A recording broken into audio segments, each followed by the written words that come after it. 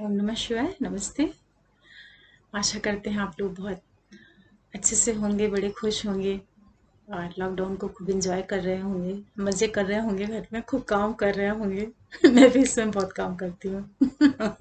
सुबह से लेकर 2 बजे तक का टाइम तो पूरा घर में निकल जाता है। फिर सेकंड मीटिंग में थोड़ा टाइम मिलता है तो उसमें मैं आप लोगों के सामने आने की कोशिश करती हूँ। और मेरा वीडियो बहुत इंटरेस्टिंग है, इसको आप पूरा आखिर तक ज़रूर देखिएगा। और स्पेशली ये वीडियोस मैंने ये सोच के इसकी प्लानिंग की है कि किसी भी व्यक्ति की लाइफ का जो एक सबसे इम्पोर्टेंट एक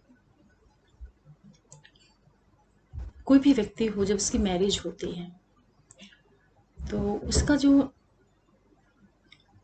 एक बहुत बड़ा सपना होता है वो ये होता है कि जीवन तो वो आगे बढ़ेगा ही, उसका वो कुछ करे या ना करे, लेकिन एक अच्छी संतान की प्राप्ति हो उसको, एक ऐसी संतति जो उसके लिए बहुत अच्छी हो, दुनिया के लिए अच्छी हो, मतलब कि वो बहुत भाग्यशाली हो, भाग्यशाली इन द सेंस कि बहुत एक ऐसा संतान उसे प्राप्त हो जो अपना भी जीवन अच्छे से जिए, अपने माँ बाप को भी खुशी दे और समाज के लिए भी बहुत सहायक हो।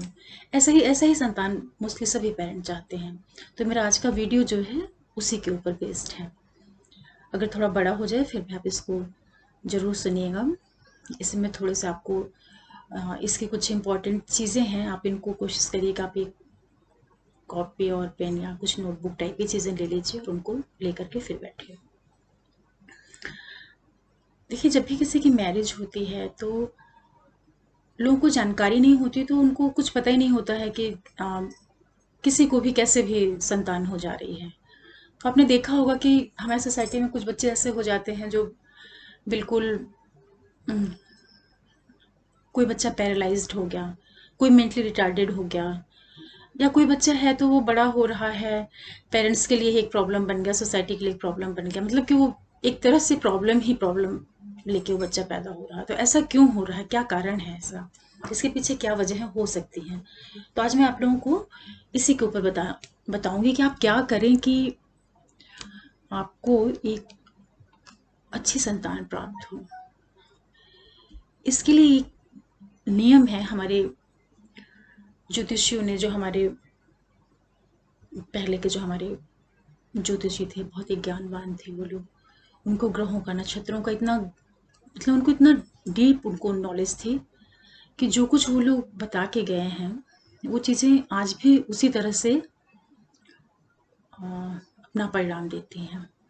तो बहुत से लोगों को देखा मैंने अपनी इस लाइफ में अभी तक कि किसी किसी के या तो बच्चे हो ही नहीं रहे हैं या बहुत लेट हो रहे हैं, तो बच्चों को लेके भी पेरेंट्स के मन में, पूरी फैमिली के अंदर एक तरह का बहुत ही, मतलब बहुत दुख जैसा माहौल बना रहता है। तो उसके ऊपर ये मेरा वीडियो है।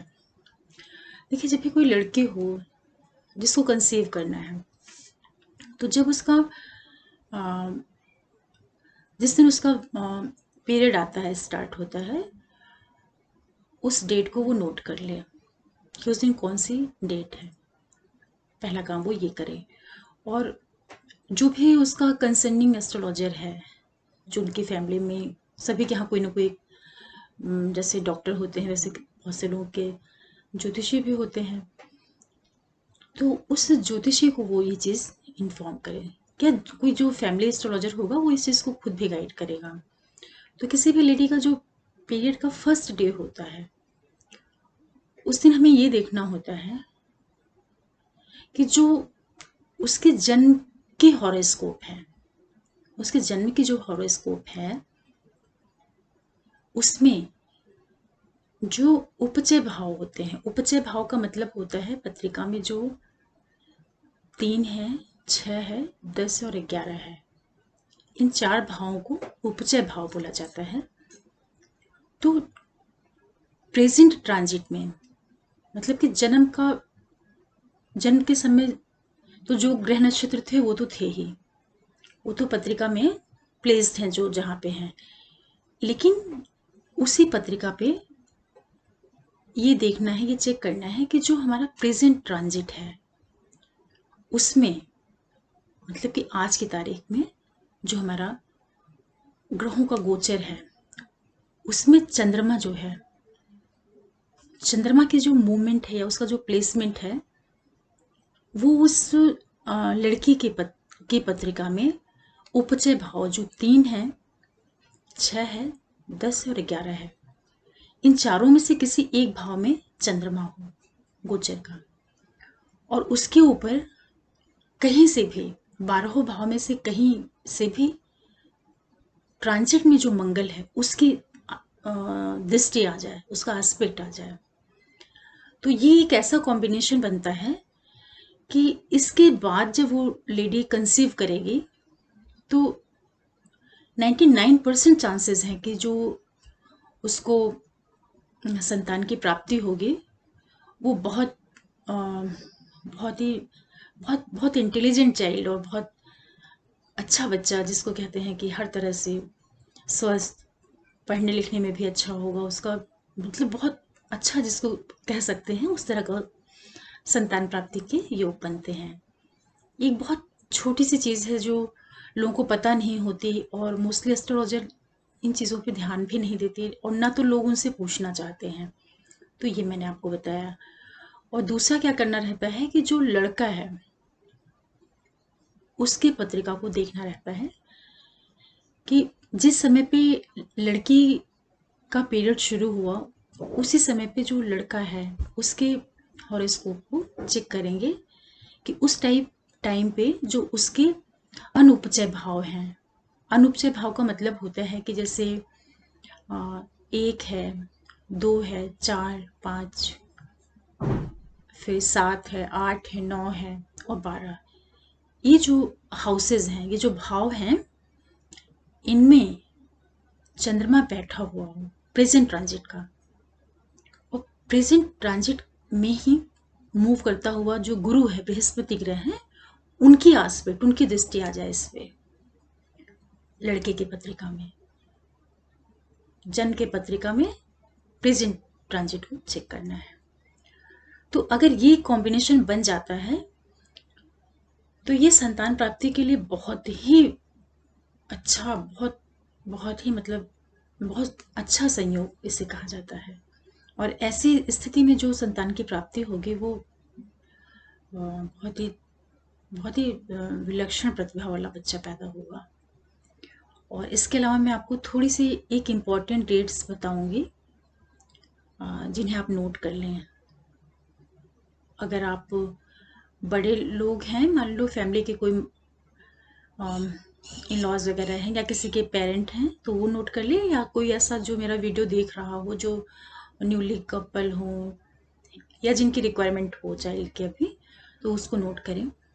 जो हमारी हिंदी की तिथियां होती हैं, ये इंग्लिश वाली नहीं, जो हमारे पंचांग में तिथियां आती हैं उनमें कुछ ऐसी विशेष तिथि होती है, मतलब कि हिंदी पंचांग में जो हमारा, आप कोई भी लाला राम स्वरूप या जो भी आते हैं पंचांग पूरे इंडिया में, आप कोई भी ले लीजिए, उसमें से देखिएगा कि जिस दिन आप संतान प्राप्ति के लिए प्रयास कर रहे हैं उस दिन पे कभी भी अमावस्या नहीं होनी चाहिए, पूर्णिमा नहीं होनी चाहिए, एकादशी नहीं होनी चाहिए, और उसके अलावा जैसे कोई त्योहार नहीं होना चाहिए, बड़ा त्योहार में जैसे होली, दशहरा, दीपावली, रक्षाबंधन, या उस दिन आपके घर में कोई ऐसा धार्मिक क्रियाकलाप ना हुआ हो, मतलब जैसे कथा पूजा, ऐसा कुछ नहीं होना चाहिए उस दिन पे। तो आपको मेन ध्यान रखना है एकादशी ना हो, पूर्णिमा ना हो और अमावस्या ना हो, इतनी चीज़ों का आपको ध्यान रखना है।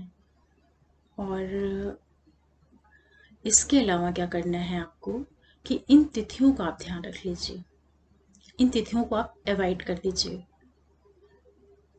और इसके साथ एक चीज़ और आप नोटिस में रखिएगा कि जो लड़की का फर्स्ट डे का पीरियड है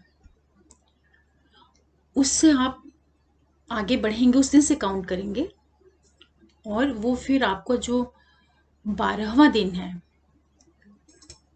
12वां दिन, फिर उसके बाद 14वां दिन, और फिर उसके बाद 16वां दिन, और फिर उसके बाद 18वां दिन, ये जो 4 डेट्स होंगी ये बहुत ही इम्पोर्टेंट डेट है। और इन्हीं 4 डेट्स पे आपको ये ध्यान रखना है कि ना तो उस दिन अमावस्या हो, ना पूर्णमासी हो, ना तो एकादशी हो, और ना ही उस दिन पे लड़के या लड़की के माता पिता में से किसी की पूरी तिथि भी नहीं होनी चाहिए, उसका भी ध्यान रखना है। जैसे किसी किसी के मदर फादर या सास ससुर कोई खत्म हो चुके हैं, तो वो किस तिथि पे खत्म हुए वो तिथि नहीं होनी चाहिए। तो अगर आप इतना ध्यान रख लेते हैं तो ईश्वर की कृपा होगी। मतलब एक ऐसा उपाय है या एक हमारे ऋषियों द्वारा बताया गया एक ऐसा इस तरह की एक अध्ययन एनालिसिस है जिसको मैंने बहुत ही जगहों से इसको अध्ययन किया और उसको फिर देखा कि इसमें आखिर ऐसा क्यों है। मतलब उसको हर तरह से समझ के फिर मैंने ये चीज़ को जब देखा कि नहीं इसका एक है, इसके पीछे कोई रीज़न है, फिर मैं ये टॉपिक लेके आपके पास आई और ये बहुत ही इम्पोर्टेंट टॉपिक है। इसलिए आप इस वीडियो को चाहे तो आप 2-3 बार रिपीट करके देखें। और ये इतना इम्पोर्टेंट वीडियो है कि आप इसको अपने फ्रेंड्स को, परिचितों को, अपने ग्रुप्स में जिसके लिए भी आप चाहते हो उसको आप सेंड जरूर करिए। और ये एक ऐसा उपाय है कि अगर किसी के भाग्य में संतान प्राप्ति में बहुत ज़्यादा बाधा है तो वहाँ पे भी ये काम करता है ये उपाय। और जैसे आजकल बहुत से लोगों के उस बच्चे टेस्ट ट्यूब भी इस तरह से भी होने लगे हैं, तो ये चीज़ ये जो पूरा प्रिंसिपल है ये वहाँ पर भी अप्लाई होगा। वहाँ कोई IVF ये क्या है मेरे को तो उतनी इसकी जानकारी नहीं है। जो टेस्ट ट्यूब ब्यूबी के माध्यम से जो बच्चे आजकल हो रहे हैं, तो उस केस में भी इस चीज़ का जरूर ध्यान रखें। और मैं आपको एक बार संक्षेप में फिर से बता दे रही हूँ। अगर आप बहुत सी चीज़ें नहीं भी समझ पा रहे हैं, जो एस्ट्रोलॉजिकल चीज़ें मैंने बताई, वो तो तभी आप जान पाएंगे जब किसी एस्ट्रोलॉजर से कंसल्ट करेंगे, वही आपको इतना डिटेल में बता पाएगा। फिर भी आप अपनी सेफ्टी के लिए और अपनी जानकारी के लिए 3-4 पॉइंट्स जरूर ध्यान रखिए। जब भी आपको संतान प्राप्ति के लिए आगे बढ़ना है तो अमावस्या, पूर्णिमा, एकादशी नहीं होना चाहिए, कोई भी फेस्टिवल नहीं होना चाहिए उस दिन। और लड़के और लड़की के मदर फादर या सास ससुर में किसी के भी पूरी तिथि उस दिन नहीं होनी चाहिए, इसका जरूर ध्यान रखना है। और ये बहुत ही इम्पोर्टेंट टॉपिक था, मैंने सोचा इसे सबसे पहले आपको बताना चाहिए। और जितने भी लोग मेरे इस चैनल से जुड़े हुए हैं वो डिवाइन एस्ट्रोलॉजी से भी मुझे सर्च कर सकते हैं, और वो मंजू त्रिपाठी दुबे नाम से भी यूट्यूब में जाके सर्च करेंगे तो मेरी वीडियोज़ उनको मिल जाएंगी, सारी लिंक्स वहाँ पर उनको अवेलेबल रहेंगी। तो आज के लिए बस इतना ही, और नेक्स्ट टॉपिक मैं कोशिश करूँगी कि आपको किसी उपाय पे लेके आऊँ और किसी उपाय की जानकारी दूँ। और हो सकता है कि मैं पूरी कोशिश करूँगी कि आपको जल्दी से जल्दी हर हफ्ते कम से कम आपको 2 से 3 वीडियोज़ मेरे ज़रूर मिले। तो आप मेरे साथ जुड़े रहिए। और आपसे एक रिक्वेस्ट है कि मेरा चैनल डिवाइन एस्ट्रोलॉजी, इसको आप लाइक करें, शेयर करें, सब्सक्राइब करें, और मेरा जो प्रोग्राम है इसको ज़रूर से देखें। और जो भी आपके सुझाव हैं, जो कमियां हैं, वो भी मुझे बताएं कमेंट में। मुझे जो भी समझ में आता है कि सबसे बड़ी कमी है कि अभी मेरी जो साउंड है वो बहुत वीक होगी, तो उसके लिए भी चूंकि लॉकडाउन है तो मैं कुछ कर नहीं पा रही हूँ। मैं एक माइक लेके आऊंगी तो आपको मेरी आवाज़ भी बहुत अच्छे से सुनाई पड़ेगी। आपका दिन बहुत अच्छे से बीते और बहुत खुश रहें आप लोग, बहुत पॉजिटिव एनर्जी से भरे रहें। अभी बहुत जल्दी ये लॉकडाउन ख़त्म होने वाला है, इसके बाद फिर आपको इतना लंबा टाइम घर में बैठने के लिए नहीं मिलेगा, इसलिए जितने दिन बचे हुए हैं उसको खूब अच्छे से एंजॉय करिए। अब इतनी लंबी छुट्टी नहीं मिलने वाली है। चलिए, नमस्ते। ओम ओम नमः शिवाय।